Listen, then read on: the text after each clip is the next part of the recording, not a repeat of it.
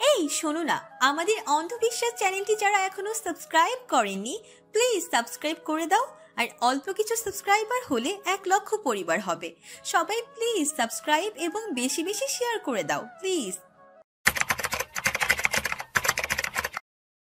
আত্মহত্যা সবকিছু সমাধান নয়। অপ্রত্যাশিত একটা কথা কর্ণকুহরে পৌঁছাতেই চমকে উঠে পিছনে ফিরে তাকালো প্রাপ্তি। ঘুটঘুটে অন্ধকারে কোনো কিছুই স্পষ্ট নয়। চক্ষুষ হয়ে আসা রাতের মৃদু আলোতে প্রাপ্তির চোখের সামনে ভেসে উঠল এক সুঠাম দেহের পুরুষ অবয়ব, যার চেহারাটা আলোর অভাবে স্পষ্ট না হলেও শারীরিক গঠন বেশ ভালোভাবেই বোঝা যাচ্ছে।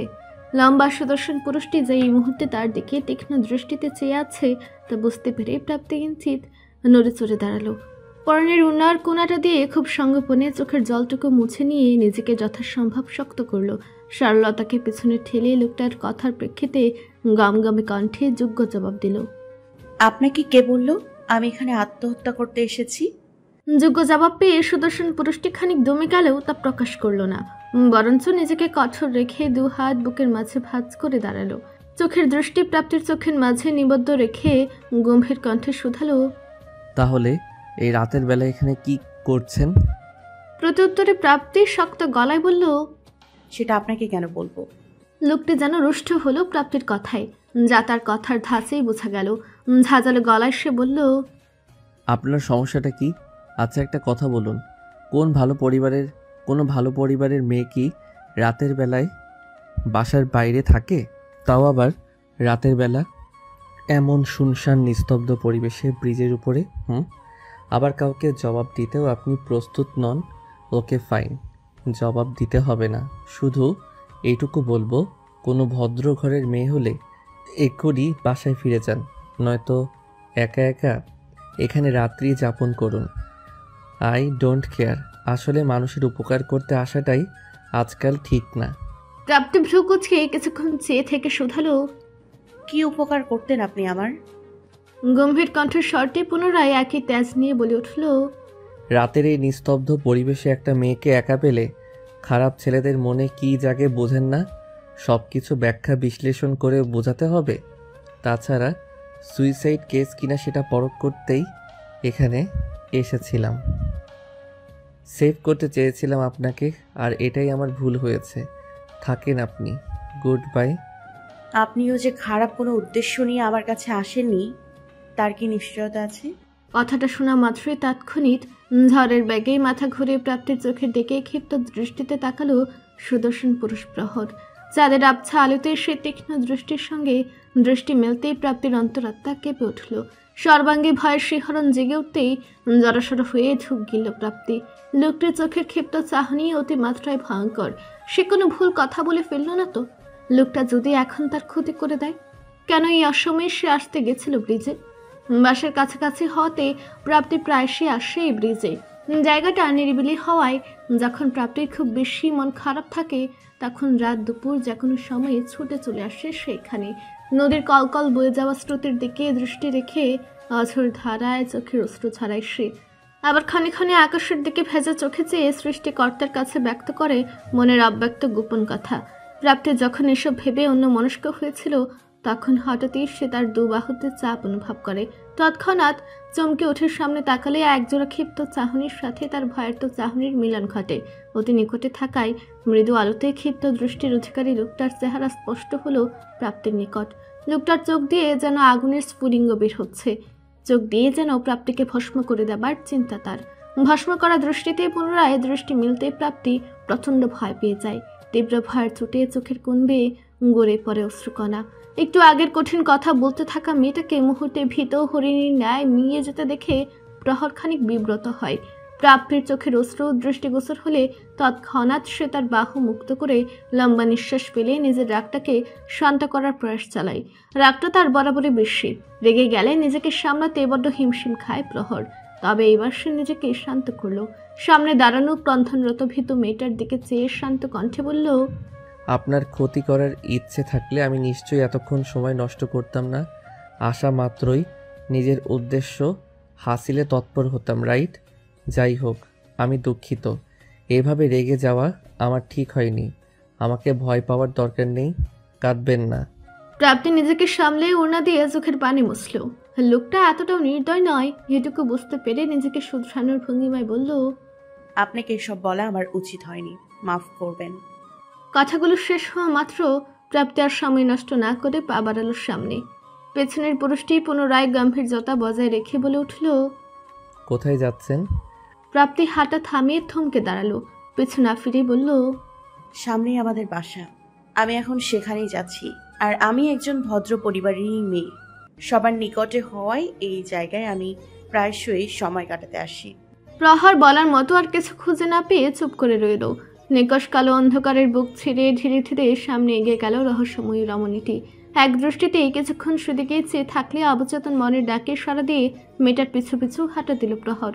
পায়ে পা মিলিয়ে মেয়েটাকে নিরাপদে বাসায় পৌঁছে দেওয়াই যেন প্রহরের মূল উদ্দেশ্য। ব্রিজের কিছুটা সামনেই মেয়েটার বাসা। সে অবশ্য মিথ্যা বলেনি। বাসার গেটের কাছে আসতেই প্রাপ্তি হাঁটা থামিয়ে পেছন ফিরে চাইল। একজোড়া পায়ের আওয়াজ সে কিছুক্ষণ যাবতই টের পাচ্ছিল। যে মানুষটিকে নিয়ে মন সন্দেহের বীজ বনেছিল সেই মানুষটিকে দাম্ভিক ভঙ্গিতে দাঁড়িয়ে থাকতে দেখে কোনো বিশেষ পরিবর্তন হলো না প্রাপ্তির মাঝে। এক পলক লোকটাকে দেখে নিয়ে বাসার ভেতর প্রবেশ করতে নিলে পেছনে থাকা পুরুষটি রহস্য করে বলে উঠল, রাতে আর একা বের হবেন না। বিপদ কখন কিভাবে কোন দিক দিয়ে আসবে সেটা আপনি ধারণাও করতে পারবেন না। আর বুদ্ধিমতী মেয়েরা বিপদ আসার পূর্বেই সতর্ক থাকে। প্রহরের কথাগুলো শুনে প্রাপ্তি থমকে দাঁড়িয়ে পড়ল। খানিক ভাবুক ভঙ্গিমায় দাঁড়িয়ে থেকে আচমকা পেছনে ফিরল মানুষটাকে দেখবে বলে, কিন্তু মানুষটা নেই। এক্ষুনি তো এখানে ছিল, এত দ্রুত কোথায় চলে গেল? প্রাপ্তি চোখের দৃষ্টি শুরু করে ভালো করে লক্ষ্য করতে দেখলেও গম্ভীর মুখে পুরো স্বভাবটি ধীর পায়ে অন্ধকারের অতল গহ্বরে হারিয়ে যাচ্ছে। প্রাপ্তি চিন্তাগ্রস্ত হয়ে কপালে আঙ্গুল ঘষল। লোকটার কথার মর্মার্থ কি ছিল? কি বিপদ হতে পারে তার? হরকেই বা লোকটা? এই পুরুষকে তো আগে কখনো দেখেনি প্রাপ্তি। তাকে সতর্ক বাণী শুনিয়ে সে কিসের সংকেত দিয়ে গেল? লোকটা কি প্রাপ্তিকে আগে থেকেই চিনে, নাকি পুরোটা অনাকাঙ্ক্ষিত ঘটনা? নিস্তব্ধ রাত্রিকে বিদায় জানিয়ে সূচনা হলো এক নতুন ভোরের। নতুন ভোর দুনিয়ার প্রত্যেকটা মানুষের মনে নতুন আশার সঞ্চার করে। প্রাপ্তির মনেও আশা আছে, একটু ভালো থাকার আশা, সুখে থাকার আশা। কিন্তু সুখ কি আদৌ তার কপালে লেখা আছে? যারা অনাথ তাদের জীবনটা বোধ হয় তার জীবনের মতোই দুর্বিষহ হয়ে যায়। যে জীবনের সর্বত্রই কষ্ট মাখা, কোথাও নেই একটু সুখের দেখা। সেই 10 বছর বয়স থেকে সে কষ্ট করেই যাচ্ছে। এই কষ্টের শেষ কোথায়? ভোরের এই ঝলমলে আলোর মতো কি প্রাপ্তির হৃদয়ের গোপন কুঠুরিতেও একদিন এক টুকরো সুখময় আলো প্রবেশ করবে, নাকি চিরকাল অধুরায় রয়ে যাবে সুখ নামক কথাটা? নানান চিন্তা ভাবনা থেকে বেরিয়ে এসে চুলে চিরুনি চালালো প্রাপ্তি। হাঁটু অব্দি লম্বা চুলগুলো খুব যত্ন সহকারে আঁচড়ানো হলে ড্রেসিং টেবিলের আয়নায় চোখ রাখল সে। কয়েক সেকেন্ড নিজস্ব প্রতিবিম্বের দিকে চেয়ে থাকলে চোখ ফুলার ব্যাপারটা দৃশ্যমান হয় তার কাছে। গতকাল রাত থেকে সে কেঁদে যাচ্ছে। অবশ্য কান্নায় তার নিত্যসঙ্গী। চোখের অশ্রুগুলো আজকাল বাধা মানে না, অঝোর ধারায় শুধু ঝরতে থাকে। প্রাপ্তি আলতো করে ফুলা জায়গায় হাত রাখতেই চোখের কুটোর ছেড়ে এক ফোঁটা অশ্রু গড়িয়ে পড়ল। মাথা নিচু করে মুখ থেকে পুনরায় কাঁদার প্রস্তুতি নিবে তখনই তার ফোনটা বেজে উঠল শব্দ করে। প্রাপ্তির চোখ মুছে ফোনের স্ক্রিনে দৃষ্টি রাখতেই তার মুখটা ঝলমল করে উঠল। দুনিয়ার বুকে তার একমাত্র আপনজন, তার আপন বড় ভাই কল দিয়েছে। বড় বড় নিঃশ্বাস ফেলে প্রাপ্তি নিজেকে শান্ত করলো। ভাইকে কোনোভাবেই বুঝতে দেওয়া যাবে না যে সে কাঁদছিল। কল রিসিভ করে ফোনটা কানে চাপতেই উপর থেকে ভেসে এলো স্নেহাতুর কণ্ঠ। কেমন আছিস বোন? প্রাপ্তির কান্না পেল। সারাদিন রাত লাঞ্ছনা গঞ্জনা ভোগ করার পর যখন ভাইয়ের আদুরে কণ্ঠটা শুনে তখন প্রাপ্তির বুক ফেটে কান্না আসে। নিজেকে যথাসম্ভব সামলে নিয়ে প্রাপ্তি জবাব দিল, ভালো আছি, তুমি কেমন আছো ভাইয়া? প্রত্যয় হালকা হাসলো, কিছু একটা ভেবে বলল, ভালো আছি। তোর কি মনটা খারাপ বোন? প্রাপ্তি গলা ছেড়ে বলল, না, কেন বলো তো? প্রত্যয় এবার কণ্ঠ কঠোর করে জোর গলায় বলল, তোর কণ্ঠ শুনে মনে হলো তুই কি কাঁদছিলি বোন। ওই জঘন্য মহিলা তোকে নিশ্চয় আবার বাজে কথা বলছে, তাই না? ভাইয়ের কাছে লুকাস না, বল আমায়। প্রাপ্তি এবার ফুপিয়ে কেঁদে দিল। বোনের কান্নার আওয়াজে প্রত্যয় অস্থির হয়ে কিছু বলতে যাবে তার আগেই প্রাপ্তি ভেজা গলায় বলল, তুমি কবে আসবা ভাইয়া? আমার কিছুই ভালো লাগে না, খুব কষ্ট হয়। মামি আমাকে খুব বাজে কথা শোনায়। গতকাল রাতে থাপ্পড় দিয়েছে, চুল ছিঁড়ে দিয়েছে। আমি এখানে আর থাকবো না ভাইয়া, আমাকে তুমি এখান থেকে নিয়ে যাও। মনের কষ্ট মাখা কথাগুলো শুনে প্রত্যেক বুকটা হুহু করে উঠল। মামি নামক নারীটির প্রতি তীব্র ঘৃণার উদ্রেক হতেই চোয়াল শক্ত হয়ে উঠল তার। তারা দুই ভাই বোন ছোটবেলায় বাবা মাকে হারিয়েছে। তখন প্রত্যেক বয়স ছিল 16 বছর আর প্রাপ্তির 10। দুজন একই স্কুলে পড়তো তখন। প্রতিদিন তাদের বাবা মা তাদের স্কুলে দিয়ে যেত, আবার ছুটির পরে বাসায় নিয়ে আসতো। কিন্তু একদিন স্কুল ছুটির পরও তাদের বাবা মাকে আসতে না দেখে দুই ভাই বোন প্রচণ্ড ঘাবড়ে যায়। দুপুর গড়িয়ে বিকাল হলেও যখন বাবা মায়ের দেখা না পায় তখন প্রাপ্তি কান্না শুরু করে দেয়। বোনের কান্না দেখে প্রত্যয় সিদ্ধান্ত নেয় একাই বাড়িতে যাবে। কিন্তু তার আগেই প্রত্যয় তার মামিকে তাদের কাছে আসতে দেখে ভীষণ অবাকই হয়। সেদিন তার মামি তাদেরকে বাড়িতে নিয়ে যায়। তবে বাড়িতে যাওয়ার পর তারা যে দৃশ্য দেখে তা দেখার জন্য দুজনের কেউই প্রস্তুত ছিল না। দুই ভাই বোন তখন ক্ষণিকের জন্য স্তব্ধ হয়ে গেছিল। তারা দুজনই বাকরুদ্ধ হয়ে নিষ্পলক চেয়ে থাকে তাদের বাবা মায়ের নিথর দেহের পানি। খানিক মৌনতা পালন করে হুমড়ি খেয়ে বাবা মায়ের লাশের উপর ঝাঁপিয়ে পড়ে দুই ভাই বোন। তাদের জানানো হয় তাদের পিতা মাতা দুজনেই কার অ্যাক্সিডেন্টে মারা গেছে। কথাটা শোনা মাত্র প্রত্যয়ী প্রাপ্তির করুণ আহাজারিতে ভারী হয়ে ওঠে পরিবেশ।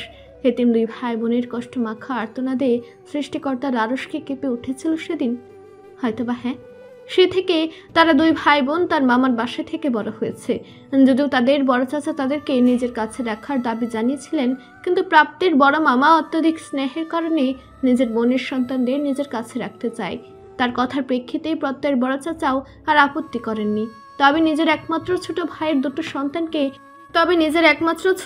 দুটো সন্তানকে নিজের কাছে রাখতে না পেরে তার বুক থেকে তীব্র হতাশার নিঃশ্বাস বেরিয়ে এসেছিল। প্রাপ্তির বড় মামা নিঃসন্তান হওয়ায় তাদেরকেই নিজের সন্তানের মতো স্নেহ দিয়ে ছোটবেলা থেকে মানুষ করেছেন। কিন্তু বড় মামা তাদের সন্তানের মতো স্নেহ করলেও দুই ভাই বোনকে একদম সহ্য করতে পারেন না প্রাপ্তির বড় মামি আফরোজা বেগম। ছেলে মানুষ হওয়ায় প্রত্যয়ের উপর নিজের ক্ষোভ মেটাতে না পারলেও প্রাপ্তির বেলায় সেটা উসুল করে নেন ছোটবেলা থেকেই। প্রাপ্তি একা এসব সহ্য করে এসেছে। মেয়েটা বড্ড চাপা স্বভাবের, সহজে কাউকে কিছু প্রকাশ করতে চায় না। নিজের ব্যথাটা প্রকাশ না করে খুব সঙ্গোপনে লুকাতে জানে সে। আজও হয়তো এসব প্রকাশ করতো না যদি না প্রত্যয় তাকে জোর দিয়ে বলতো। অতীতের ভাবনায় যখন প্রত্যয় নিমগ্ন তখন প্রাপ্তির ফুপানের আওয়াজ কিছুটা কমে এলো। চোখ মুছে জড়ানো গলায় সে বলল, ভাইয়া তুমি এ ব্যাপারে মামাকে কিছু বলো না। আমাদের জন্য তাদের সংসারে কোনো ঝামেলা হোক সেটা আমি চাই না। তুমি মাথা গরম করো না, পারলে একটু জলদি এসো। আমি এখানে আর থাকবো না ভাইয়া, আমি তোমার কাছে যাব। জলদি এসো ভাইয়া। বোনের আকুতি ভরা স্বর কর্ণঘরে পৌঁছাতেই চোখ বন্ধ করলো প্রত্যয়। বন্ধ চোখের কোটর থেকে টপ টপ করে দুফোঁটা অশ্রু গড়ে পড়ল। কষ্ট হচ্ছে বোনের জন্য, খুব কষ্ট হচ্ছে তার। খানিক সময় পর প্রত্যয় নিজেকে ধাতস্থ করে আহ্লাদে স্বরে বলে উঠল, তোর খুব কষ্ট হয় সেখানে, তাই না বোন? প্রাপ্তি আলতো হেসে বলল, কষ্ট তো হয়ই, কিন্তু তোমার সাথে কথা বললে আমার সব কষ্ট দূর হয়ে যায় ভাইয়া। প্রত্যয় এবার হালকা হাসলো। পরক্ষণেই মনকে আশ্বাস দিয়ে বলল, তুই কোনো চিন্তা করিস না বোন, আমি আজই আছি তোর কাছে, এসে তোকে নিয়ে যাব। ব্যাগ গুছিয়ে রাখ। কিছু একটা চিন্তা করে প্রাপ্তি চমকে উঠল। তারপর তাড়াহুড়ো করে বলল, কি বলছো তুমি ভাইয়া? দুদিন পর না তোমার ফাইনাল এক্সাম? পাগল হলে তুমি? বলেছি না মাথা গরম করো না। প্রত্যয় এবার আগে ফুসফুস করতে করতে বলল, ওই বেয়াদব জঘন্য মহিলা তোকে অকারণে কষ্ট দেয় আর তুই আমাকে শান্ত হতে বলেছিস। আমার নিষ্পাপ বোনটার ওপর এসব নির্যাতন আমি ভাই হয়ে সহ্য করব না। তোকে এই নরক থেকে নিয়ে যেতে পারলে আমি শান্তি পাবো। অনেক হয়েছে আর না। প্রাপ্তি এবার কিছুক্ষণ চুপ রইল। চুপ থেকে ভাইয়ের মন বোঝার চেষ্টা করলো। তার ভাই তাকে অসম্ভব ভালোবাসে, এটা সে উপলব্ধি করতে পারে। মনের জন্য নিজের জীবন দিতে প্রস্তুত সে। পড়াশোনার খাতিরে দূরে থাকলেও মনটা তার সারাক্ষণ পড়ে থাকে ছোট বোনটার কাছে। প্রত্যয় আগে থেকে জানে আফরোজা বেগম প্রাপ্তিকে শারীরিকভাবে কষ্ট না দিলেও মানসিকভাবে কষ্ট দেয়। যদি মামা নামক বট গাছটা বেঁচে না থাকতো তাহলে বোধহয় তার বোনটাকে অবর্ণনীয় নির্যাতন ভোগ করতে হতো। কিন্তু আজ সে একে শুনল, তার বোনকে আঘাত করেছে এই মহিলা। এটা শুনে যাই প্রত্যয় আসতে পাগল হয়ে গেছে তার কাছে, এটুকু বোধগম্য হতে প্রাপ্তি লম্বা নিঃশ্বাস ফেলে বলল, ভাইয়া তুমি শান্ত হও প্লিজ। এতদিন যেহেতু মামির দেয়া কষ্ট সহ্য করতে পেরেছি, এই কটা দিনও পারবো। তুমি ভালো করে পরীক্ষা দাও, মামাকে কিছু বলো না। পরীক্ষা শেষ করে চলে এসো। এবার প্রত্যয় নিজেকে শান্ত করে বোনের কথায় সম্মতি জানালো। বোনকে আরও দুদণ্ড স্নেহাতুর কথা শুনিয়ে কল কাটলো। ভাইয়ের সঙ্গে কথা বলতে পেরে প্রাপ্তির মনটাও ফুরফুরে লাগছে। মনে যে একটা বিষাদের র্যাশ রয়ে গেছিল, ভাইয়ের আদরে আশ্বাসে সেটা প্রশমিত হয়ে গেছে। ফোনটা ড্রেসিং টেবিলের উপরে রেখে লম্বা চুলগুলো সে দ্রুত খোপা করে নিল। মাথায় ওড়না টেনে বের হতে নিলে আফরোজা বেগম তার রুমে প্রবেশ করে। মুখ তার থমথমে, বাজ পাখির মতো দৃষ্টি দিয়ে প্রাপ্তিকে পরখ করছে সে। ওই ধারালো দৃষ্টিতে চোখ পড়তে প্রাপ্তির ভেতরটা ভয় কুঁকড়ে উঠল। ভেতরের অবস্থা নড়বড়ে হলেও বাইরে থেকে নিজেকে শক্ত রাখলো প্রাপ্তি। আফরোজা তাকে তীক্ষ্ণ দৃষ্টিতে দেখে নিয়ে বাজ খায় গলায় বলে উঠলেন, এই নবাবের বিডি, কয়টা বাজে এখন? সকালের নাস্তা কে বানাবে শুনি? ঘর থেকে কোন নাগরের সাথে কথা বলিস? জলদি আয় বলছি। প্রাপ্তির ভেতরটা বিশ্বে উঠল। মামি নামক জঘন্য নারীটির এহেন কথা শুনি। প্রতিনিয়ত এসব কথা সহ্য করে তাকে এই বাসায় থাকতে হয়। তবে সব হয় তার মামার অগোচরে। তার সামনে দম ফেলারও সাহস হয় না আফরোজার। মামাকে যে কেন এত সমীহ করে চলে সেটা এখনো বুঝে পায় না প্রাপ্তি। সবার সাথেই কঠোর, শুধু মামার কাছেই নরম। এটা রহস্য কি? আফরোজা তার গমগমে কণ্ঠস্বর শুনিয়ে প্রস্থানে প্রাপ্তিও তার পিছু পিছু রান্নাঘরের দিকে গেল। সকালের নাস্তা প্রাপ্তি বানায়, তারপর বাকি সব রান্না বউ এসে করে। আর আফরোজা সারাদিন রাত পায়ের উপর পাতুলে আয়েশ করে চলে। প্রাপ্তি নাস্তা রেডি করে ডাইনিং টেবিলে সব সাজিয়ে রাখলো। তার মামা ইফতেখার উদ্দিন এখনো ঘুম থেকে ওঠেননি। সকাল 9টায় ঘুম ভাঙে তার। আর এই সুযোগে প্রাপ্তিকে দিয়ে নাস্তাটা বানিয়ে নেয় আফরোজা। কারণ ইফতেখারের কড়া হুকুম রয়েছে প্রাপ্তিকে দিয়ে যেন কোনো কাজ করানো না হয়। কিন্তু মামা নামক মানুষটার অগোচরে যে প্রাপ্তিকে বিশ্রামের সুযোগও দেওয়া হয় না, সে বিষয়ে উনি সম্পূর্ণ ব্যাখবর। প্রাপ্তি দীর্ঘশ্বাস ছেড়ে চায়ের কাপ হাতে নিয়ে তার মামার রুমে প্রবেশ করলো। তার মামা খবরের কাগজে চোখ বুলাচ্ছে। আদরের ভাগ্নেকে রুমে প্রবেশ করতে দেখে তার ঠোঁটের কোণে হাসি ফুটে উঠল। প্রাপ্তিও হালকা হেসে বিছানায় মামার পাশে বসে তার হাতে চায়ের কাপ দেয়। ইফতেখার প্রসন্ন মনে চায়ের কাপ হাতে নিয়ে প্রাপ্তির মাথায় হাত রেখে বললেন, আজ ভার্সিটিতে যাবি মা? জি মামা। খেয়েছিস? না মামা, আর একটু পর খাবো। চল একসাথে খেয়ে নেই, তারপর একসাথেই বের হই দুজন। প্রাপ্তি কিছুক্ষণ ভেবে তারপর বলল, আজ সকালে ক্লাস নেই আমার মামা, দুপুরে আছে। তুমি চলে যাও, আমি একা যেতে পারবো। ইফতেখার চার কাপের শেষ চুমুক দিয়ে শুধালেন, পারবি তো? প্রাপ্তি হালকা হাসলো। তার মামা তাকে একা কোথাও যেতে দিতে চান না। একজন বাবা যেমন সন্তানের অনিষ্ট চিন্তায় একা কোথাও পাঠাতে হীনমন্যতায় ভোগেন, তেমনি তার মামাও খুব অস্থির হয়ে যান। এমনকি তার মামা কর্মসূত্রে দূরে কোথাও চলে গেলে প্রাপ্তিকে এখানে একা রেখে যায় না। গ্রামের বাড়িতে প্রাপ্তির ছোট মামা ও নানু নানির কাছে তাকে রেখে তারপর যায়। প্রাপ্তি আজও বুঝতে পারে না তার মামা এমন কেন করে। উনি কি কোনোভাবে জানেন যে তার মামি তাকে সহ্য করতে পারে না, কষ্ট দেয়? ভাবনার জগৎ থেকে বেরিয়ে এসে প্রাপ্তি উত্তর দিল, আমি একা যেতে পারবো মামা, আগেও তো গিয়েছি কয়েকবার, তুমি চিন্তা করো না। ইফতেখার সম্মতি জানালে প্রাপ্তি মৃদু হেসে পুনরায় রান্নাঘরের দিকে গেল। ধোয়া থালা বাসন গুছিয়ে রাখার সময় রান্নাঘরে প্রবেশ করলো আফরোজা। প্রাপ্তির পাশে এসে দাঁড়ালো। প্রাপ্তি এক পলক তার দিকে চেয়ে চোখ নামিয়ে নিল। অতঃপর আফরোজা কর্কশ কণ্ঠে বলে উঠল, গতকাল যে থাপ্পড় দিয়েছিলাম সেটা যদি তোর মামার কাছে লাগাতে যাস তাহলে আর পরিণাম ভালো হবে না। আশ্রিতা আছিস, আশ্রিতার মতোই থাকবি। মামুর আদর পেয়ে নিজেকে রাজরানী বাবার ভুল করবি না। প্রাপ্তি বিষণ্ণ মনে নিষ্পলক চেয়ে রইল আফরোজার পানে, যেন সে কিছু বলার ভাষা হারিয়ে ফেলেছে। প্রাপ্তিকে এমন গর্ধবের মতো চেয়ে থাকতে দেখে আফরোজা মুখ বাঁকিয়ে চুপচাপ কেটে পড়ল। তার যাওয়ার পানে চেয়ে থেকে চোখের কোটরে জমা হওয়া অশ্রু মুছে নিল প্রাপ্তি। সে আশ্রিতা, এ বাক্যটা প্রতিনিয়ত মনে করিয়ে দেয় তার মামি। প্রাপ্তি তার ছিল হেসে পুনরায় নিজের কাজে মন দিল। কিছুক্ষণ অতিক্রম হতেই একটা বাচ্চা মেয়ে এসে দাঁড়ালো প্রাপ্তির নিকট। 5 বছরের ফুটফুটে একটা মেয়ে, নাম তার মিষ্টি। নামের মতোই মেয়েটার চেহারায় রয়েছে মিষ্টি এক ভাব। প্রাপ্তির মামার বাসায় ভাড়াটিয়া থাকে তারা। প্রাপ্তি মৃদু হেসে মিষ্টির কাছে হাঁটু গেড়ে বসলো। প্রাপ্তিকে নিজের পাশে বসতে দেখে মিষ্টি মেয়েটা একগাল হেসে প্রাপ্তির হাত ধরে টেনে উঠালো। বাচ্চা কণ্ঠে বলে উঠল, চলো না আপু, বাগান থেকে ঘুরে আসি। প্রাপ্তির সায় জানিয়ে মিষ্টিকে কোলে নিয়ে চুমু খেয়ে বলল, চলো। আফরোজার থেকে অনুমতি নিয়ে মিষ্টিকে নিয়ে বাগানে আসলো প্রাপ্তি। বাসার সামনে অনেকটা জায়গা জুড়ে বাগান করা হয়েছে। ফুল ফল সহ হরেক রকমের গাছপালা দ্বারা আচ্ছাদিত এই বাগান। মিষ্টিকে কোলে নিয়ে বাগানের মাঝ বরাবর এসে দাঁড়ালো প্রাপ্তি। টাটকা ফুলের সুবাস নাকে এসে লাগতেই মনটা সতেজ হয়ে উঠল তার। চারপাশে একবার চোখ বুলিয়ে মিষ্টির হাস্যরত মুখের দিকে তাকালো প্রাপ্তি। গালে আলতো করে হাত রেখে শুধালো, সকালে খেয়েছো? প্রাপ্তির লম্বা চুলে আঙ্গুল পেঁচাতে পেঁচাতে মিষ্টি জবাব দিল, আম্মু খাইয়ে দিয়েছে। তুমি খেয়েছো আপু? একটু পর খাবো। মিষ্টি হঠাৎ প্রাপ্তির কোল থেকে নেমে দুটা ফুল ছিঁড়ে আনলো। একটা নিজের কানে গুজে আরেকটা খুব যত্ন সহকারে প্রাপ্তির কানে গুজে দিল। ছোট্ট মেয়েটার এরূপ কর্মকাণ্ড দেখে প্রাপ্তি খিলখিল করে হেসে দিল। হাস্যরত অবস্থাতেই আকস্মিক তার দৃষ্টি আটকে গেল তাদের বাসার সামনের বিল্ডিংয়ের 3 তলার ব্যালকনিতে। সেখান থেকেই এক পুরুষ অবয়ব নির্লিপ্ত চাহনিতে তাকে পরখ করছে। কালো T shirt, navy blue trouser পরিহিত সেই সুদর্শন যুবকের হাতে রয়েছে একটি কফির মগ। চুলগুলো এলোমেলো হয়ে কপালের উপর ছড়িয়ে ছিটিয়ে আছে তার। চেহারায় রয়েছে উদ্ভ্রান্ত এক ভাব, যেন এইমাত্র সে ঘুম থেকে উঠেছে এটাই জানান দিচ্ছে তীব্রভাবে। বলক্ষীনভাবে চেয়ে থাকা লোকটির থেকে হঠাৎই দৃষ্টি সরালো প্রাপ্তি। তাৎক্ষণিক ভাবনার অতল গহ্বরে নিমগ্ন হতেই প্রাপ্তির মনের কোণে উঁকি দিল একটি প্রশ্ন, লোকটাকে কি সে চিনে? মনে হচ্ছে তো সে চিনে।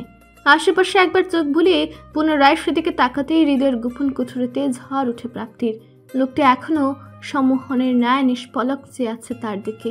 যুবকটি অন্তর্ভেদী দৃষ্টি যেন এক অদৃশ্য বন্ধনে প্রাপ্তিকে এত দূর থেকেও কাছে টানছে, ভীষণ কাছে। এ কি সাংঘাতিক ব্যাপার! একজনের সম্মোহনী দৃষ্টির মাঝে দৃষ্টি নিবদ্ধ থাকা অবস্থায় প্রাপ্তির চোখের সামনে গতকাল রাতের ঘটনাটি দৃশ্যমান হলো।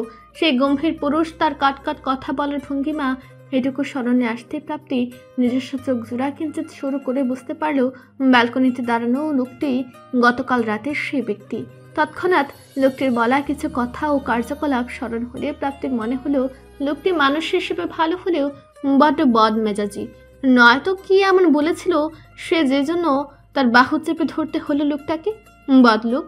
তবে লোকটির বলা সতর্ক বাণী শুনে প্রাপ্তি রাতে উপলব্ধি করতে পেরেছিল আসলে একটা মেয়ে মানুষ হয়ে এত রাতে তার বাইরে যাওয়া ঠিক হয়নি। এই উপলব্ধি আসার পর থেকে প্রাপ্তির সিদ্ধান্ত নিয়েছে সে আর ওই নির্জন ব্রিজের পারে কখনোই যাবে না। যত কষ্টই হোক সে সহ্য করে নেবে, নিজের রুমে বসে দুঃখ যাপন করবে। তাছাড়া খারাপ মানুষের তো অভাব নেই দুনিয়ায়, বিপদ আসতে কতক্ষণ। কিন্তু লোকটা এখানে কেন? তাদের বাসাই তো নাকি? এত কাছাকাছি বাসা হওয়া সত্ত্বেও প্রাপ্তি তাকে আগে কখনোই দেখেনি কেন? প্রাপ্তি হঠাৎ বাগানের আশেপাশে একবার তাকিয়ে তীক্ষ্ণ দৃষ্টির অধিকারী লোকটি থেকে নিজেকে আড়াল করে নিল।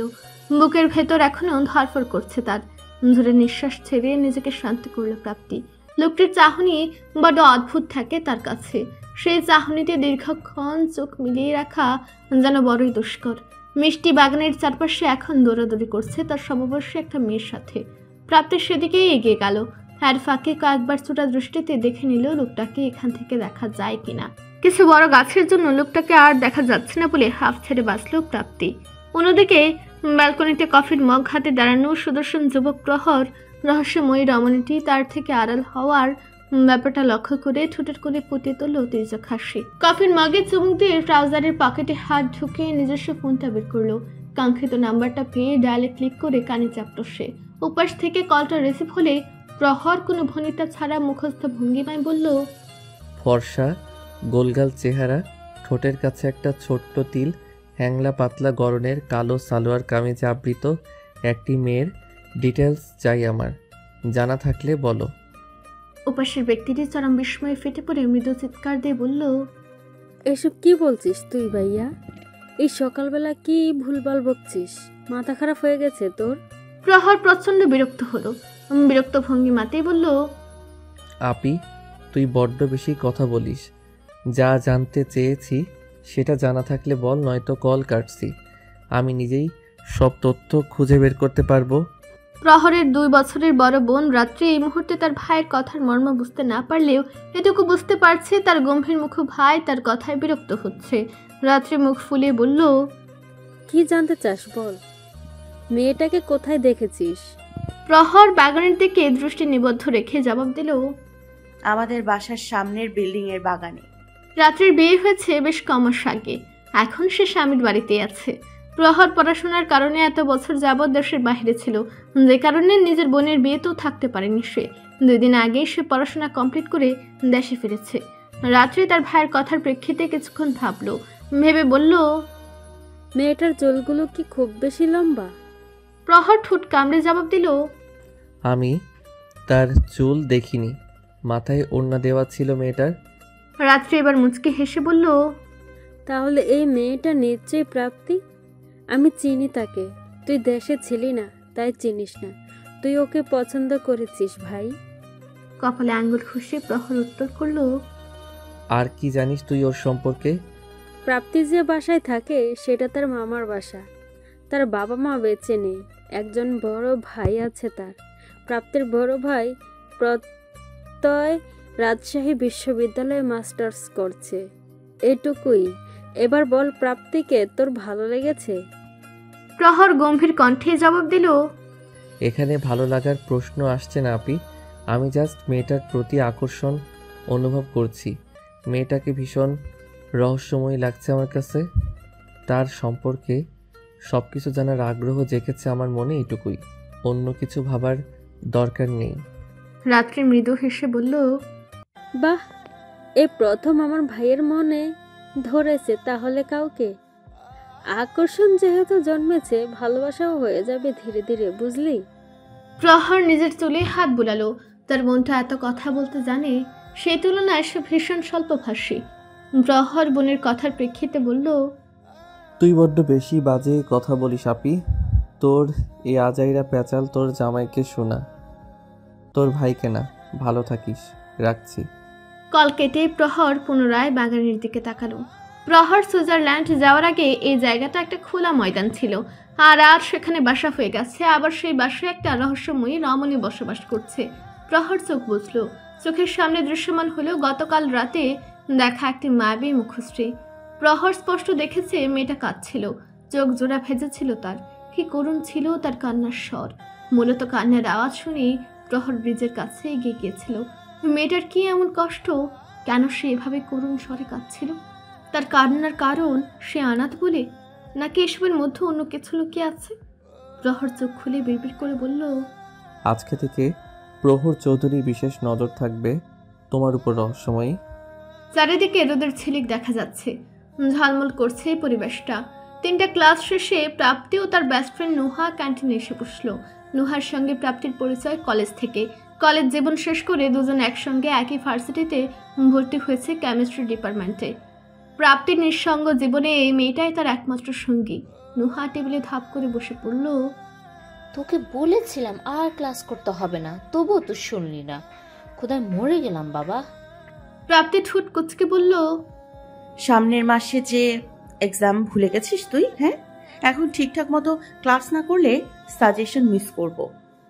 নুহা মুখ বাঁকিয়ে বলল, মনে আছে, এবার খাওয়ার অর্ডার দে। প্রাপ্তিও মুখ বাঁকিয়ে বলল, খাদো। নুহা শব্দ করে হেসে দিল প্রাপ্তির কথায়। প্রাপ্তিও মৃদু হাসলো। খাবার চলে এলে দুজন মিলে খাওয়ায় মন দিল। হঠাৎ নুহার নজর গেল তাদের সামনের টেবিলে। সেখান থেকে তাদের সিনিয়র একজন আপু তাদের দিকে চেয়েছিল।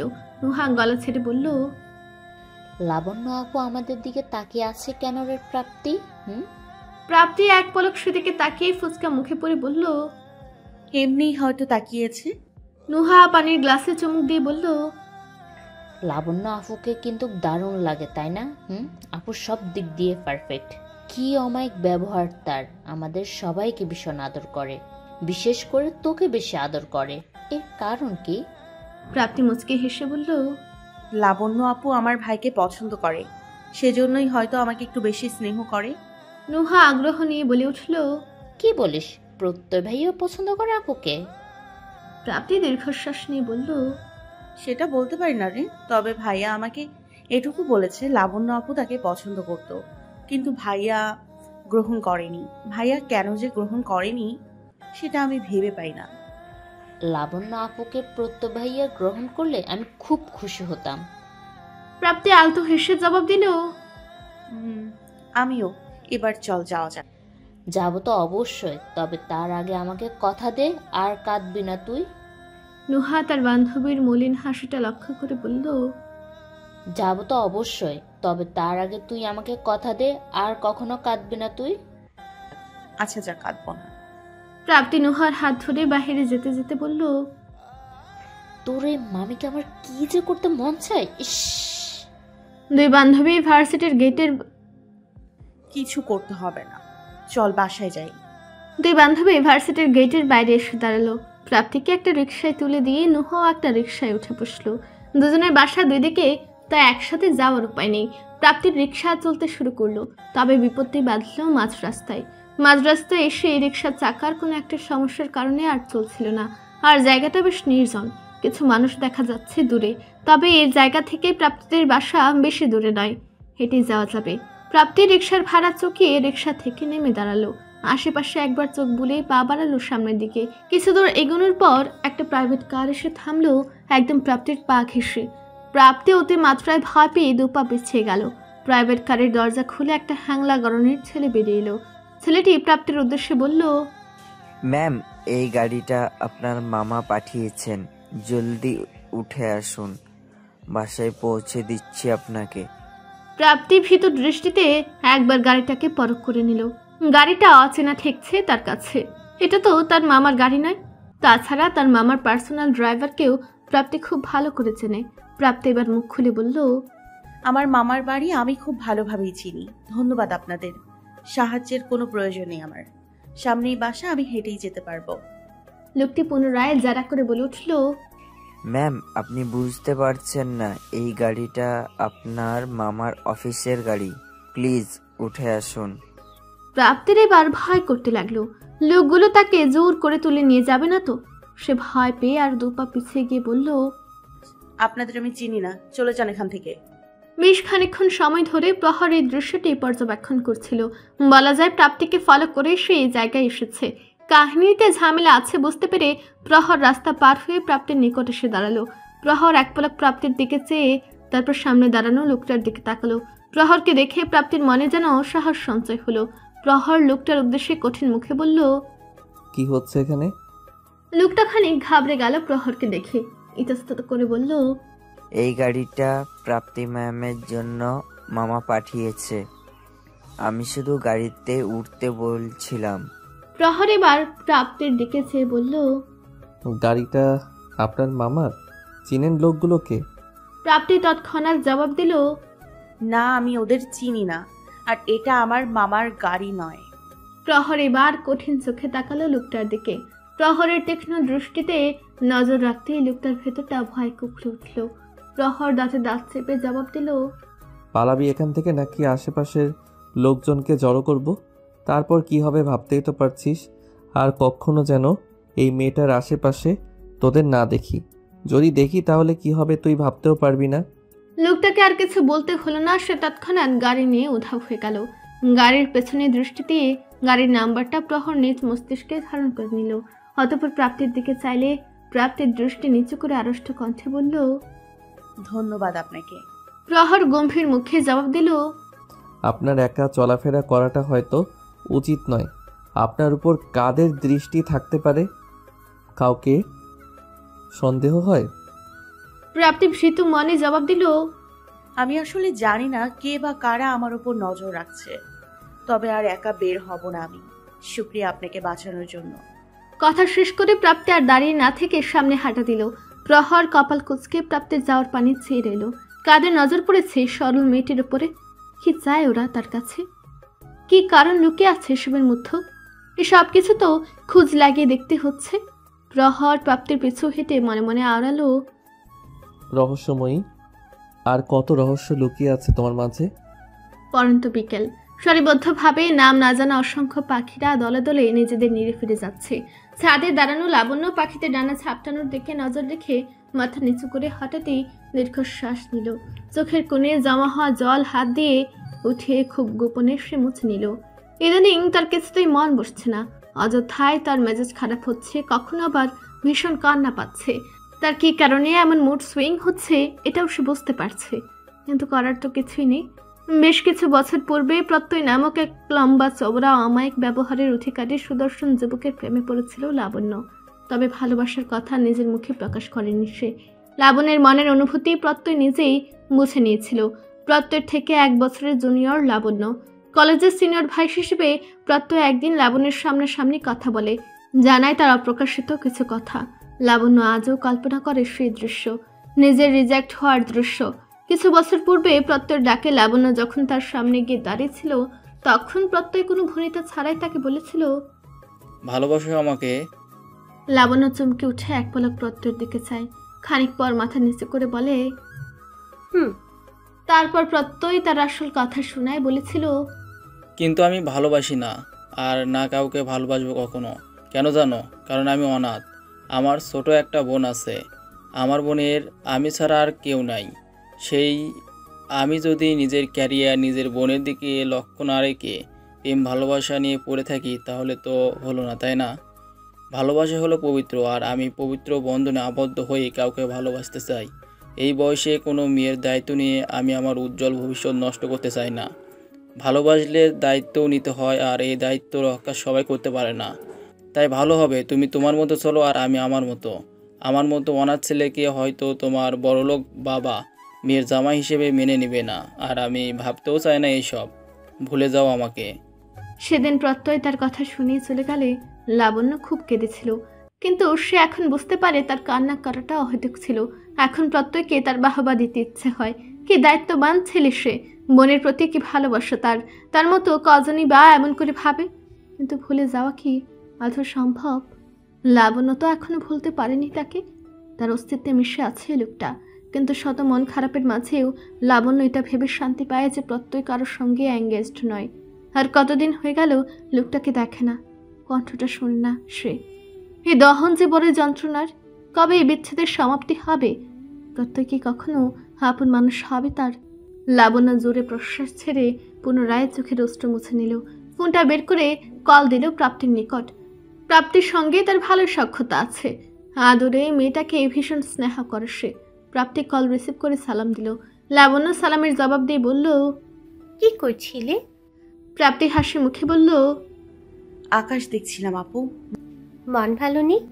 ভালো আপু। বাসার সবাই ভালো? প্রাপ্তি কিঞ্চিত ঠুটেলে বলল, আলহামদুলিল্লাহ, সবাই ভালো আছে। ভাইয়ার সঙ্গে কথা হয়েছিল। ভাইয়ার ফাইনাল এক্সাম পরশু থেকে শুরু হবে, দোয়া করো আপু। প্রাপ্তি ইচ্ছে করে প্রত্যয়ের কথা বলেছে লাবণ্যকে। সে লাবণ্যের মনের ভাষা বুঝে।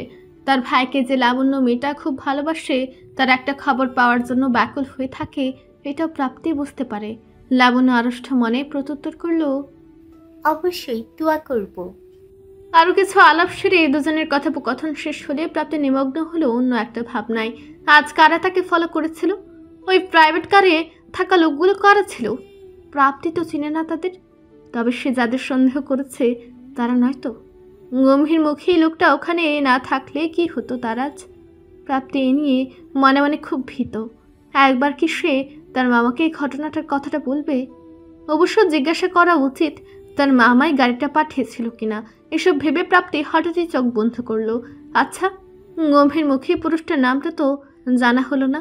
ওই কঠিন ভাষী পুরুষের নামটা কি? সামনের বাসাটা যদি তাদের হয়, তাহলে প্রাপ্তি আগে কেন তাকে দেখেনি? এমন কিছু প্রশ্ন মাথায় ঘুরপাক খেলে প্রাপ্তির চোখ খুলে নিজের মাথায় হাত দ্বারা আঘাত করলো। ধ্যাত, কিসব ভাবছে সে? প্রাপ্তি ঠোঁটের কোণে মৃদু হাসি ফুটিয়ে জানালার বাইরে তাকালো। জানালার বাইরে চোখ রাখলে একটা সরু রাস্তা দেখতে পাওয়া যায়। সেই রাস্তাটা আবার মেইন রোডের কাছে গিয়ে থেমেছে। প্রাপ্তির সেদিকে এক দৃষ্টিতে চেয়ে থাকলে আচমকা এক পুরুষকে নির্লিপ্ত ভঙ্গিতে হেঁটে যেতে দেখে তার দৃষ্টি সেই অবয়বে স্থির হয়। এটা তো গম্ভীর মুখে সেই পুরুষ। সে এই রাস্তায় কেন? আর কোথায় যাচ্ছে সে? প্রাপ্তি তার প্রশ্নের ফিরতে উত্তর পেল না। শুধু অবাক হয়ে নিমেষ চাহনিতে দেখে গেল কানে ফোন চেপে ব্যস্ত পায়ে এগিয়ে চলা কঠোর পুরুষটিকে। শুক্রবার আজ সকালের সূচনা লগ্নে প্রহরের ঘুম ভাঙলেও তার মায়ের ডাকে। রাজিয়া বেগম প্রহরের চুলে হাত বুলিয়ে মৃদু স্বরে ডেকে চলেছেন অনবরত। প্রহর চোখ খুলে মায়ের দিকে তাকালো, ঘুম ঘুম কণ্ঠে বলল, এত সকালে ডাকছো কেন? কটা বাজে? ভোরে নামাজ পড়ে শুয়েছি তো। রাজিয়া মৃদু হেসে বললেন, ডাকছি দরকারে, উঠে পড় বাবা। আচ্ছা, কি দরকার? তোর বাবার কর্মজীবনের সঙ্গী ইফতেখার ভাইয়ের বাসায় আমাদের সকলের দাওয়াত আজ। রাত্রিও আসছে জামাইকে নিয়ে। তোকে একা রেখে কিভাবে যাই? চল আমাদের সাথে বাবা। প্রহর পুনরায় চোখ বুজে বলল, মা, তুমি জানো এসব দাওয়াত খাওয়া আমি একদম পছন্দ করি না। তবুও জোর করছো কেন? আর কিসের দাওয়াত এখন? রাজিয়া জানে তার ছেলে এসব পছন্দ করে না। তাও তিনি বলেছেন এজন্য যে ইফতেখার প্রহরের সঙ্গে দেখা করতে চেয়েছে। প্রহরের বাবা পলাশের মুখ থেকে অনেক সুনাম শুনে ছেলেটাকে সচক্ষে দেখতে চেয়েছেন ইফতেখার। এই ব্যাপারটা ছেলেকে জানালে প্রহর ঠুট কুচকে বলল, আমাকে কেন দেখতে চাইবে? তোর বাবার মুখে তোর কথা অনেক শুনেছে, তাই দেখতে চেয়েছে। চল না বাবা, এখন সামনেই বাসা। বাগানটা দেখিসনি আমাদের বাসার সামনে? ওটাই তোর ইফতেখার আঙ্কেলের বাসা। মায়ের কথা শুনে প্রহর যার পুরানায় অবাক। সামনের বাসাটা মানে? রহস্যময়ী যে বাসায় বসবাস করে সেই বাসাটা? কিছু প্রশ্ন মাথায় উকি দিতেই প্রহর তৎক্ষণাৎ শোয়া থেকে উঠে বসল। কিছু বুঝতে না দিয়ে মায়ের অসহায় মুখের দিকে তাকিয়ে গম্ভীর মুখে জবাব দিল, যাও, আমি রেডি হয়ে আসছি। রাজিয়া বেগম খুশি মনে ছেলের মাথায় হাত বুলিয়ে চলে গেলেন। মা চলে যেতেই প্রহর বিছানা থেকে নেমে টি শার্ট গায়ে জড়িয়ে ব্যালকনিতে গেল। এলোমেলো চুলে হাত বুলিয়ে প্রাপ্তিদের বাগানের দিকে দৃষ্টি নিবদ্ধ করলো।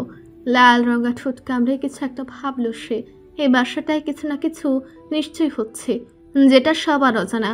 এটা সে নিশ্চিত। প্রহর বের করবে সেই রহস্য। কেন প্রাপ্তির মনে এত কষ্ট, আর কেনই বা কিছু লোক তার পেছনে হন্য হয়ে ঘুরছে। সেজন্য এই বাসার ভেতরটা পর্যবেক্ষণ করা প্রহরের ভীষণ দরকার ছিল। আর সে সুযোগটাও এসে গেল। এই সুযোগ তো কখনোই হাতছাড়া করা যাবে না। বাগানের দিকে নজর স্থির রেখে প্রহর বাঁকা হেসে হঠাৎই স্বাগতোক্তি করল, আই এম কামিং রহস্যময়ী। ভোর থেকে প্রাপ্তি কাজে ভীষণ ব্যস্ত। ঘর গোছানো থেকে শুরু করে সকালের নাস্তাটাও সে বানিয়েছে। এখন টুকটাক রান্নার কাজে সে কাজের বুয়াকে সাহায্য করছে। আর আফরোজা নজরধারি করছে ইফতেখার সাহেবের ঘুম ভাঙল কিনা, কারণ আদরের ভাগ্নিকেই কাজ করতে দেখলে তিনি উঠেই চেঁচামেচি শুরু করে দিবেন। শুক্রবার ইফতেখার সাহেব বেশ বেলা করে ঘুম থেকে উঠেন। প্রাপ্তি রান্নাঘর থেকে এক পলক ড্রয়িং রুমের সোফাটায় বসে থাকা তার মামিকে দেখে নিয়ে তার ছেলের হাসি হাসলো।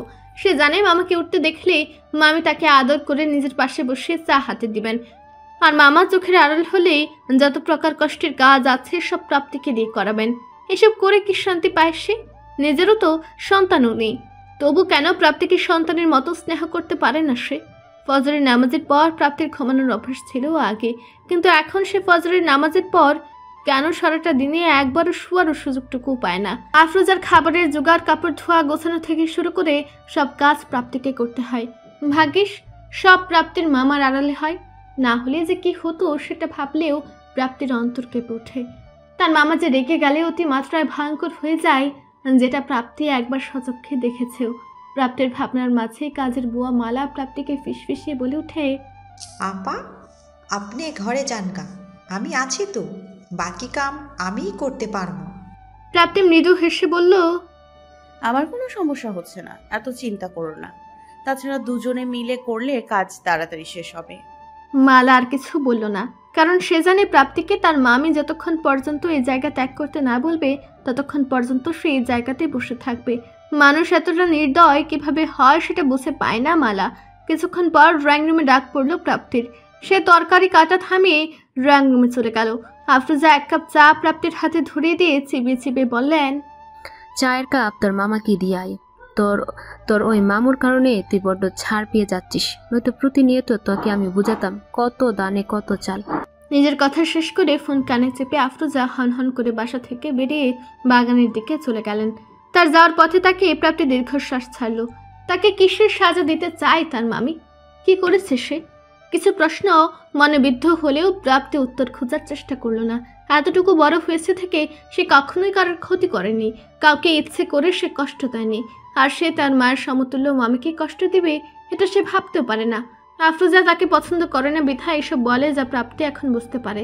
হাতে থাকা চায়ের কাপের দৃষ্টি যেতেই দীর্ঘশ্বাস ছেড়ে বিষণ্ণ মনেই প্রাপ্তি তার মামার রুমে ঢুকলো।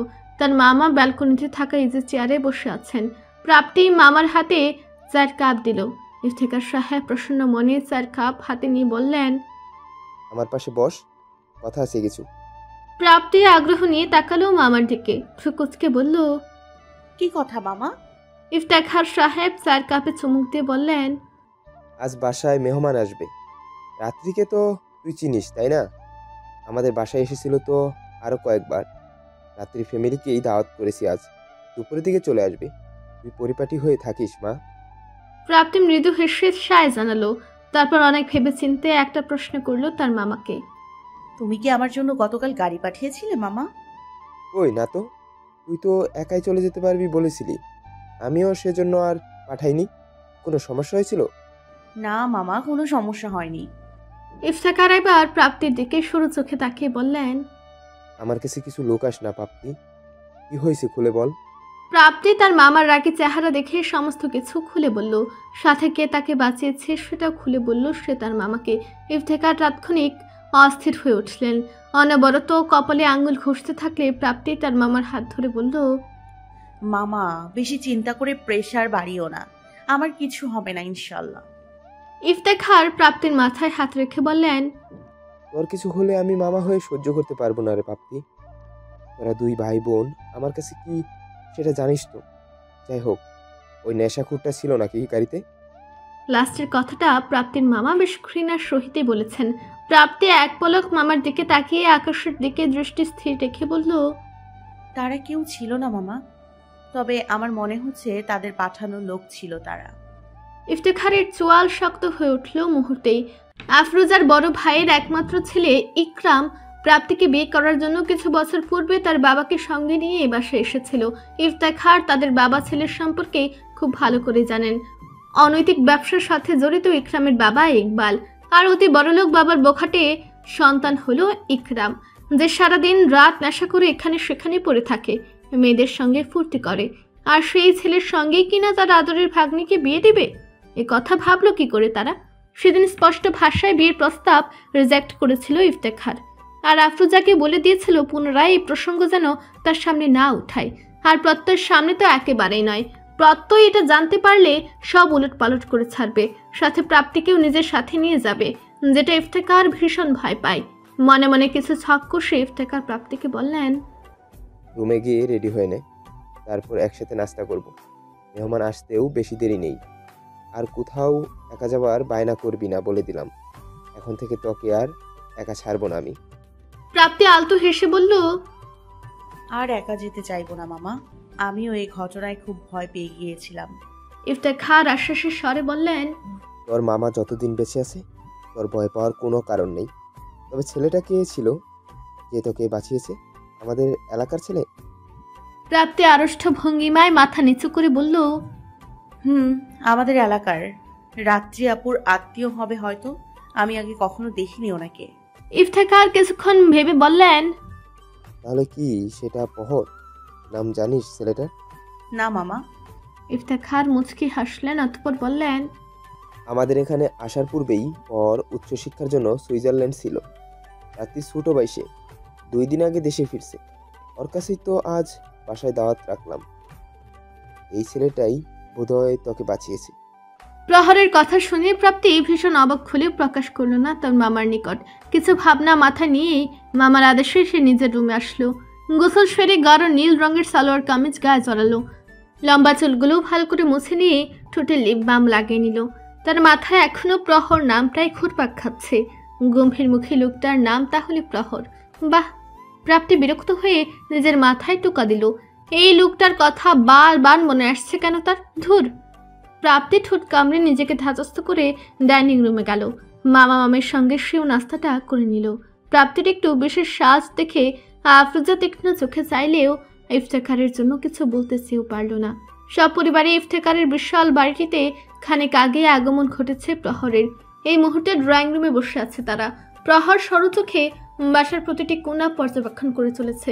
তাকে দেখলে যে কেউ বলবে সে দাওয়াত খেতে নয়, আসামি খুঁজতে এসেছে। প্রহরের এরূপ চাহনি লক্ষ্য করে রাত্রি তার পিঠে হাত রেখে ফিসফিস করে বলল, কি দেখছিস এত? প্রাপ্তিকে খুঁজছিস নাকি? প্রহর ক্ষিপ্ত চোখে বোনের দিকে চাইলে রাত্রি খিলখিলিয়ে হেসে বলল, মজা করছিলাম ভাই, এভাবে তাকাস কেন? ভয় পাই তো।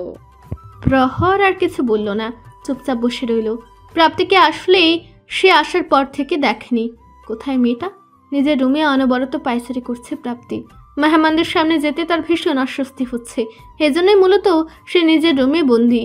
তবে হঠাৎ ড্রয়িং রুম থেকে তার ডাক পড়লে সে চমকে ওঠে। তার মামা উচ্চ স্বরে তাকে ডেকে চলেছেন। প্রাপ্তি আর দেরি না করে ড্রয়িং রুমে গিয়ে উপস্থিত হয়। ইফতেখার প্রাপ্তিকে নিজের পাশে বসে সকলের সঙ্গে পরিচয় করিয়ে দেন। প্রাপ্তিও হাসি মুখে সকলের সঙ্গে কুশল বিনিময় করে, কিন্তু পরক্ষণেই প্রহরের দিকে তাকাতে সে লজ্জায় কুঁকড়ে ওঠে। লোকটা আজও একটু অন্যরকম দৃষ্টিতে তাকে দেখছে। সে দৃষ্টিতে আছে অত্যাধিক মুগ্ধতার রেশ। প্রাপ্তি লজ্জা পেয়ে তার থেকে চোখ সরে নিল, মাথা নিচু করে চুপচাপ বসে রইল সে। কিছুক্ষণ পর ইফতেখার সাহেব বলে উঠলেন, প্রাপ্তি মা, রাত্রি আর প্রহরকে বাগানটা ঘুরিয়ে দেখিয়ে নিয়ে আয় যা। প্রাপ্তির সায় জানিয়ে রাত্রির হাজব্যান্ড রাতুল এবং প্রহরকে নিয়ে বাগানের দিকে গেল। প্রাপ্তির পিছু পিছু বাগানের মাঝ বরাবর আসলে রাত্রি প্রাপ্তিকে ডেকে বলল, তুমি প্রহরকে বাগানের ডান পাশটা দেখিয়ে আনো প্রাপ্তি, আর আমি রাতুলের সঙ্গে বাম দিকটাই আছি। প্রাপ্তি বলার মতো আর কিছু খুঁজে পেল না, শুধু মৃদু স্বরে হেসে সম্মতি জানালো। সে প্রহরকে নিয়ে ডান দিকটায় গেল। সেখানে গিয়ে আড়ষ্ট ভঙ্গিমায় প্রাপ্তি দাঁড়িয়ে থাকলে প্রহর একটু স্বাভাবিক হলো। প্রাপ্তির পাশাপাশি হাত ভাঁজ করে দাঁড়িয়ে গলা ছেড়ে প্রাপ্তির মনোযোগ আকর্ষণের চেষ্টা করলো। প্রাপ্তি দ্বিধান্বিত চোখে এক পলক তাকালো প্রহরের দিকে। কালো শার্ট প্যান্ট পরিহিত দীর্ঘদেহী পুরুষটাকে দেখলেই প্রাপ্তির বুকের ভেতরটা অজানা কারণে ধুকপুক করে ওঠে। বেসামাল হৃদস্পন্দনের কারণে প্রাপ্তি ঠিকমতো শ্বাস নিতেও পারে না। লোকটা আজও কালো বেশভূষা এসেছে, কি মারাত্মক লাগছে তাকে। প্রাপ্তি চোখ সরিয়ে নিল তৎক্ষণাৎ, মিয়ে যাওয়া ভঙ্গিতে একপাশে দাঁড়িয়ে রইল। প্রাপ্তির আড়ষ্ট ভাব লক্ষ্য করে প্রহর হঠাৎই দুর্ভেদ্য চাহনিতে তার দিকে তাকালো। কাঠিন্য স্বরে বলে উঠল, সেদিন রাতে ব্রিজে দাঁড়িয়ে কাঁদছিলেন কেন? আমি স্পষ্ট দেখেছি আপনি কাঁদছিলেন, কিন্তু কেন? আজ কি সেই উত্তরটা দেওয়া যাবে? চমকিত নয়নে প্রহরের দিকে তাকালো প্রাপ্তি। সে মূলত নিজের দুর্বলতা কারো কাছে প্রকাশ করে না, কষ্টগুলো খুব সংগোপনে নিজের কাছে লুকিয়ে রাখতে জানে প্রাপ্তি। কারণ সে চায় না তার কষ্টের কথা শুনে কেউ তাকে করুণা করুক, এর বিনিময়ে ভালোবাসা দিক। প্রত্যয় ও নুহা ছাড়া প্রাপ্তির গোপন কষ্টের কথা কেউ জানে না। নুহার সাথেও প্রাপ্তি এসব শেয়ার করতে চায়নি, কিন্তু নুহায় কিভাবে যেন প্রাপ্তির মনের কথা সব বুঝে নিয়েছে। তাই প্রাপ্তিও আর রাগ ঢাক না রেখে নিজের প্রিয় বান্ধবীর কাছে সমস্ত কিছু খুলে বলেছিল। ভাই এবং বান্ধবীর পর আরেকজন মানুষ এখনো প্রাপ্তির নীরব কান্নার সাক্ষী হয়ে গেল। এখন লোকটাকে কি জবাব দিবে প্রাপ্তি? কি করে সে বলবে কফি নিতে দেরি হওয়ায় তার মামি তাকে সেদিন থাপ্পড় দিয়েছিল আর সেই জন্য এসে কাঁদছিল? প্রতিদিন যে কথা তাকে শুনতে হয়, এগুলো কি কাউকে বলার মতো? সে একজন পুত পবিত্র রমণী হওয়া সত্ত্বেও প্রতিনিয়ত একজন বেশ্যার সঙ্গে তুলনা করে তার মামি। এসব কথা তো প্রাপ্তি তার নিজের ভাইকেও বলে না। এই লোককে সে কিভাবে বলবে এসব? প্রাপ্তি দীর্ঘশ্বাস ছেড়ে আকাশের দিকে দৃষ্টি দিল, সহজ গলায় বলল, মানুষের জীবনে কিছু লুকায়িত কষ্ট থাকে যেগুলো সবার সামনে প্রকাশ করা যায় না। সে কষ্টগুলো একান্তই নিজের। মনে করেন সেই কষ্টের জন্যই সেদিন কাঁদছিলাম আমি। প্রহরের ভাবভঙ্গির কোনো পরিবর্তন হলো না। প্যান্টের পকেটে দু হাত গুজে নির্লিপ্ত চাহনিতে প্রাপ্তিকে দেখে যাচ্ছে সে। মেয়েটার মুখ থেকে এত সহজে সত্য বের করা যাবে না বুঝতে পেরে সে ঠোঁট গোল করে শ্বাস ছেড়ে সোজা হয়ে দাঁড়ালো। তার এবং প্রাপ্তির মাঝে এক হাতের মতো দূরত্ব রয়েছে। মায়াবী চেহারার অধিকারী মেয়েটার চিকন পাতলা ঠোঁটগুলো ঠান্ডা বাতাসের কারণে তীর করে কাঁপছে। ঠোঁটের কোনার ছোট্ট তিলটা জলজল করে প্রহরের হৃদস্পন্দনের মাত্রা অত্যধিক বাড়িয়ে দিচ্ছে। তার চোখের মনি কেমন যেন শান্ত হয়ে আকাশ দেখা যাচ্ছে। গাঢ় নীল সালোয়ার কামিজ ও নীল হিজাবে আবৃত মেয়েটাকে রূপকথার রাজকন্যার চেয়েও কম লাগছে না। পাশ থেকে কোনো জবাব না পেয়ে প্রাপ্তি পুনরায় গম্ভীর মুখী মানুষটার দিকে চাইল। প্রহরকে পলকহীন দৃষ্টিতে তার দিকে চেয়ে থাকতে দেখে সে আড়ষ্ট হয়ে গেল একদম। মাথা নিচু করে ওনার খুঁত পাকাতে লাগলো। প্রাপ্তির ভাবভঙ্গি পরখ করতেই প্রহর সদ্বিদ ফিরে পেল। এই মেয়েটার সামনে আসলে কি হয়ে যায় তার? এভাবে তাকিয়েছিল কেন সে?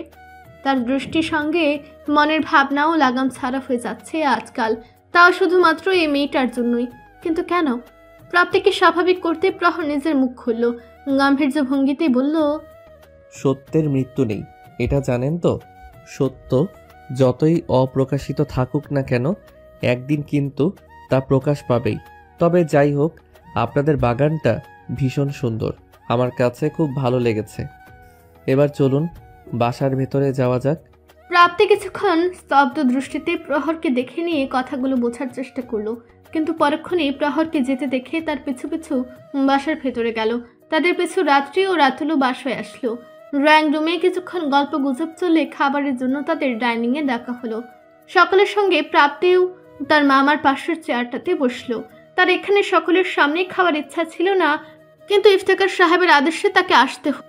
প্রহরের জন্যই মূলত তার এত আড়ষ্টতা। লোকটা একদম তার সামনে বসেছে, যদিও সে তার দিকে তাকাচ্ছে না, তবুও প্রাপ্তির বুকের ভেতরটায় ধক ধক করেই চলেছে। প্রহর আর চোখে প্রাপ্তির অবস্থা পরখ করলেও তার মধ্যে বিশেষ কোনো পরিবর্তন এলো না। সে বুঝতে পারলেও মেয়েটা একটু বেশি লাজুক। খাওয়ার পর্ব শেষ হলে কিছুক্ষণ বিশ্রাম শেষে সেদিনের মতো প্রহররা তাদের বাসায় চলে গেল। ইফতেখার সাহেব তো প্রহরকে সামনে থেকে দেখে ভীষণ খুশ মেজাজে আছেন। ছেলেটার ব্যবহারে তিনি রীতিমতো মুগ্ধ। প্রহরকে দেখার পর থেকে তার মনে চলছে বিচিত্র সব ভাবনা, যে ভাবনার ব্যাপারে সকলে অজ্ঞাত। দিন গড়িয়ে রাত এলো। প্রাপ্তি ডিনার শেষ করে নিজের রুমে আসলো। বিছানা রেডি করে শুয়ে ফোনটা হাতে নিতেই দরজার শব্দ হলো। প্রাপ্তি চমকে দরজার দিকে তাকাতেই আফরোজাকে দেখতে পেল। প্রাপ্তি শোয়া থেকে উঠে বসলো তৎক্ষণাৎ। আফরোজা ক্ষিপ্র গতিতে প্রাপ্তির কাছে এসে তার দুগালে চেপে ধরলো। চিবিয়ে চিবিয়ে বলল, মামুর কাছে কি লাগিয়েছিস? হ্যাঁ, আমাকে এতগুলো কথা শোনালো। আমার ভাতিজার নামে কি বদনাম করেছিস? বেশি বার বেড়েছিস, তাই না? তোর এই পাখনা কিভাবে ছাড়তে হয় সেটা আমি খুব ভালো করেই জানি। আমার ভাতিজার নামে আরেকবার যদি কিছু বলেছিস তো আমি তোর জিভ টেনে ছিঁড়ে ফেলবো। আর ছেলেদের সঙ্গে এত ঘেঁষাঘেঁষি কিসের? নিজের শরীর দেখিয়ে বড় লোকের ছেলেকে ফাঁদে ফেলার ধান্দা করছিস, তাই না? মুখ পড়ি, তুই আমার ধৈর্যের পরীক্ষা নিস না, বলে দিলাম। ভালোভাবে আছিস, ভালোভাবেই থাক। আমাকে রাগানোর চেষ্টা করবি না, এর ফল ভালো হবে না, বলে দিলাম। গালের যন্ত্রণায় প্রাপ্তির চোখ বেয়ে অঝোর ধারায় অশ্রু ছুটতে লাগলো। আফরোজার বলা এক একটি কথা তার শরীরে কাটার মতো ফুটতে লাগলো। গাল ছাড়ানোর চেষ্টা করেও সে পারল না। আফরোজা তার স্বাস্থ্যবান হাতে খুব জোরে চেপে ধরে রেখেছে। হঠাৎ প্রাপ্তির মুখ নীল হওয়া শুরু করলে আফরোজা ছাড়া মেরে গাল ছেড়ে হনহন করে দরজার দিকে এগিয়ে গেল। পুনরায় পিছু ফিরে বলে উঠল, এখনের কথা যেন কেউ না জানে। এটা বলে সে দরজা চাপিয়ে তৎক্ষণাৎ চলে গেল। প্রাপ্তি দুগালে হাত রেখে কাশতে লাগলো। মনে হচ্ছিল দমটা বেড়ে যাচ্ছে তার। সে হাত বাড়িয়ে বিছানার পাশে রাখা বোতলটা হাতে নিল। কয়েক চুমুক পানি খেয়ে সে কিছুটা শান্ত হলো। গালের যন্ত্রণায় সে দুঃখে কেঁদে উঠল। আফরোজার কথাগুলো স্মরণ করে চুল খামচে ধরে অশ্রু বর্ষণ করতে থাকলো সে। চিৎকার করে কাঁদতে ইচ্ছে করছে তার। খুব কষ্ট হচ্ছে নিজেকে, খুব অসহায় মনে হচ্ছে তার। কিছু না করেও কেন তাকে কষ্ট ভোগ করতে হচ্ছে? মাথার ওড়নাটাও যে মেয়ে পরপুরুষের সামনে সরায় না, সে মেয়েকে এত জঘন্য কথা কি করে বলতে পারলো সে? প্রাপ্তির এই নীরব আহাজারি কারো কর্ণগোচর হলো না। সরল মেয়েটির মনের ভেতর কি বইছে কেউ জানতেও আসলো না। নীরব অশ্রু বিসর্জন দিতে দিতে কখন যে ঘুমের রাজ্যে হারিয়ে গেল সরল মেয়েটি, নিজেও তা জানে না। স্তব্ধ ভুতুরে পরিবেশ। তার পাশ থেকে ভেসে আসছে কিছু নাম না জানা পাখির ভয়ানক ডাক, যাদের আলোটাও বিলুপ্ত হয়েছে আজ। অন্ধকারে কোনো কিছু স্পষ্ট না হলেও সেই অন্ধকারে এক যুবকের পিছু ধাওয়া করছে প্রহর। প্রাপ্তিকে যে ছেলেটা গাড়িতে তুলতে চেয়েছিল সেই ছেলেটা এই মুহূর্তে প্রাণপণে দৌড়ে প্রহরের থেকে নিজেকে বাঁচানোর চেষ্টা করে চলেছে, কিন্তু পারল কই? প্রহর তার শক্ত থাবায় লোকটার কলার টেনে ধরল। গাড়ির নাম্বার প্রহরের স্পষ্ট মনে ছিল। সেই নাম্বারের সাহায্যে গাড়ির মালিকের খোঁজ লাগিয়েছিল সে, কিন্তু মালিক যে প্রাপ্তিদের আত্মীয় কেউ হবে সেটা সে ভাবেনি। মালিককে সেটা জানতে পারলেও তাদের উদ্দেশ্য সম্পর্কে অবগত নয় প্রহর। মূলত সেটা জানতেই হ্যাংলা গরনে লোকটার পিছু নিয়েছিল সে। প্রহর তার চোখের চাহনি অতিমাত্রায় শুরু করে গামগামে গলায় লোকটাকে জিজ্ঞেস করলো, তোর বস কোথায়? কোথায় আছে সে? প্রাপ্তির কিছু নিয়েছে? কোন উদ্দেশ্যে বল? নিস্তব্ধ রাতে প্রহরের ক্ষিপ্ত গলার আওয়াজে বেশ ভয়ঙ্কর শোনালো। লোকটা প্রহরের থাবা থেকে নিজেকে বাঁচাতেই ছোটাছুটি করতে লাগলো। তার বসের ঠিকানা সে জীবনেও দিবে না। সে এখন যেখানে আছে তার সম্পর্কে কাউকে বলা সম্ভব না। নিজের জীবন গেলেও সে কাউকে বলবে না। প্রহর গলা চেপে লোকটাকে পুনরায় কিছু বলতে যাবে, তার আগেই এক অদ্ভুত কাজ করে বসলো লোকটা। প্রহরের শক্তপোক্ত হাতে সর্বোচ্চ শক্তি দিয়ে কামড়ে বসলো সে। প্রহর তৎক্ষণাৎ চোয়াল ঝুলিয়ে হা হয়ে রইল। সত্যি বলতে এরকম কিছু সে আশাই করেনি লোকটার থেকে। ঘটনাক্রমে প্রহরের হাত কিছুটা ঢিলে হতেই লোকটা দেরি না করে প্রহরকে ধাক্কা দিয়ে ছুটে পালালো। আর প্রহর চেয়ে চেয়ে দেখলো লোকটার পালানোর দৃশ্য। কোনো চেষ্টাও করলো না লোকটাকে আটকানোর। নিষ্পলক চোখে চেয়ে থাকা অবস্থায় হঠাৎই ঠোঁটের কোণে এক অদ্ভুত হাসি খেলে গেল প্রহরের। কামড়ের জায়গায় একবার চোখ বুলিয়ে বিড়বিড় করে স্বগতোক্তি করলো, শালা ভেতর ডিম। মধ্য গগনে জ্বলন্ত উল্কাপিণ্ডের ন্যায় সূর্যটা জ্বলজ্বল করছে। বলা চলে মাঘ মাসের শেষ দিকের ভীষণ তেজ নিয়ে সূর্যটা রাজত্ব করে চলেছে সর্বত্র। সময় দুপুর 2টো। রোদ্রের তেজে ঘেমে নিয়ে এইমাত্র পরীক্ষা দিয়ে বাসায় ফিরেছে প্রত্যয়। 2 রুমের ছোট্ট একটা বাসায় থাকে প্রত্যয়। আগে হোস্টেলে থাকতো, কিন্তু পড়াশোনার ক্ষতি হয় বিধায় সে বাসাটা ভাড়া নিয়েছে। হাতে থাকা ফাইলগুলো টেবিলে গুছিয়ে রেখে টি শার্ট আর ট্রাউজার নিয়ে ওয়াশরুমে ঢুকলো প্রত্যয়। খানিক পর গোসল শেষ করে ভেজা কাপড় নিয়ে ব্যালকনিতে এসে দাঁড়ালো সে। ভেজা কাপড়ের দিকে নজর রেখে হালকা হাসলো প্রত্যয়। প্রাপ্তি এখানে থাকলে কখনোই ভাইকে কাজ করতে দিত না। ভাইকে কাজ করতে দেখলে মুখ ফুলিয়ে বসে থাকতো। ঢাকায় গেলে সমস্ত কাপড় প্রাপ্তি ধুয়ে ইস্ত্রি করে রাখে। প্রত্যয় এজন্য কত চেঁচামেচি করে, তবু তার বোনটা কথা শুনে না। মনের কথা মনে আসায় হঠাৎই প্রত্যয়ের মনটা ভার হলো। কতদিন হয়ে গেল বোনটাকে দেখে না সে। মনের আদরের শাসনগুলো দেখে প্রাণ খুলে হাসে না সে। তার বোনটা নিশ্চয়ই ভালো নেই।